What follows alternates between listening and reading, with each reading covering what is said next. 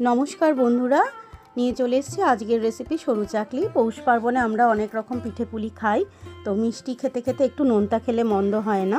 তো এর জন্য নিয়ে নিয়েছি হাফ কাপ বিউলির ডাল বাটা, আর নিয়ে নিয়েছি হাফ কাপ সুজি, হাফ কাপ চালের গুঁড়ো।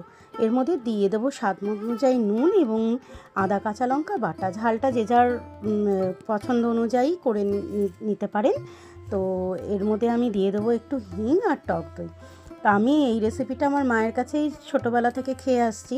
তো এর মধ্যে মা হিংটা আর দইটা দিত না, এটা আমার নিজস্ব অ্যাডিশন।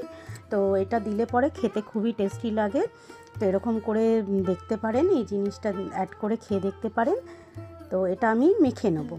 এটা একটা ঘন ব্যাটার তৈরি হবে, পাতলা হবে না, ঠিক এরকম কনসিস্টেন্সির ব্যাটারটা হবে।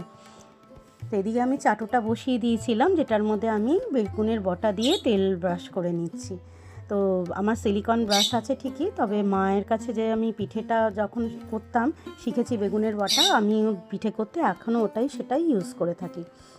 তো এরকমভাবে ব্যাটারটা নিয়ে চাটুর মধ্যে আলতোভাবে বুলিয়ে বুলিয়ে ছড়িয়ে দিতে হবে।